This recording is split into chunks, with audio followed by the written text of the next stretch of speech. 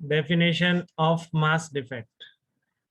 तो difference in the mass of nucleus and its individual constituents. तो nucleus इसलिए बनता है क्योंकि जो प्रोटॉन और न्यूट्रॉन अगर अलग अलग उनके मास टोटल किए जाएं और एक आप पूरे न्यूक्लियस बनने के बाद उसका मास कैलकुलेट करो, ठीक है, तो इंडिविजुअल जो प्रोटॉन और न्यूट्रॉन के मास का एडिशन है वो न्यूक्लियस के मास से ज्यादा निकल के आया, ठीक है।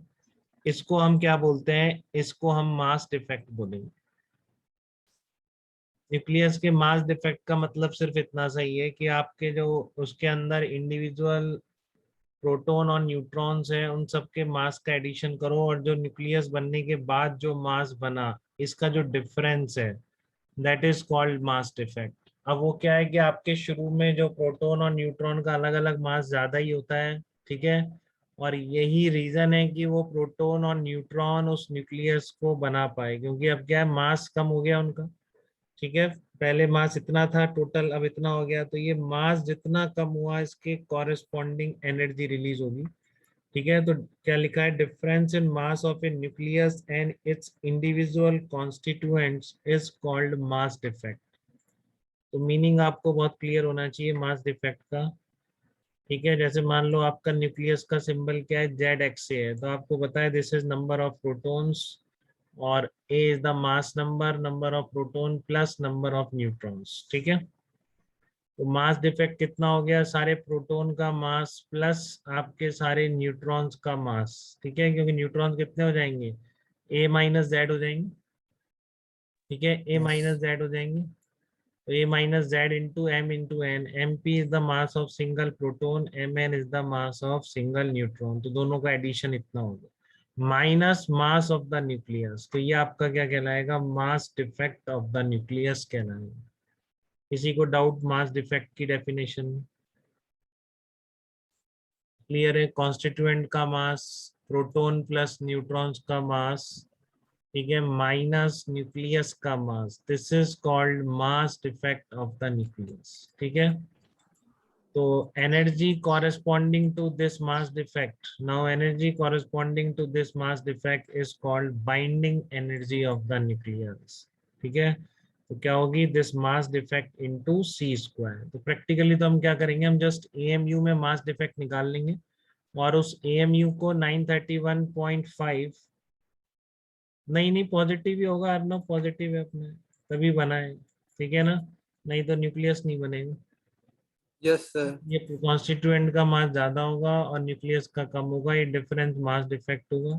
और इस मास डिफेक्ट को अगर आप इंटू सी स्क्वायर करेंगे तो आपको एनर्जी मिल जाएगी। तो प्रैक्टिकली आपको एएमयू में मास डिफेक्ट मिल जाएगा यहाँ से, ठीक है।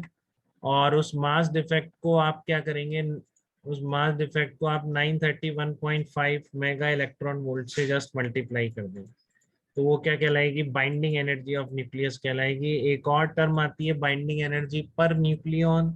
तो न्यूक्लियन क्या होते हैं, जो प्रोटॉन और न्यूट्रॉन दोनों को मिलके न्यूक्लियन कहते हैं, ठीक है। तो आपने न्यूक्लियस की बाइंडिंग एनर्जी निकाल ली, तो binding energy divided by mass number वो क्या कहलाता है, बाइंडिंग एनर्जी पर न्यूक्लियन कहलाता है। अपन आगे देखो ईबी तो रिप्रेजेंट करेंगे बाइंडिंग एनर्जी को, और कहीं पर न्यूक्लियन यूज की गई होगी तो वहां पर अपन ईबीएन सिंबल यूज कर लेंगे, ठीक है।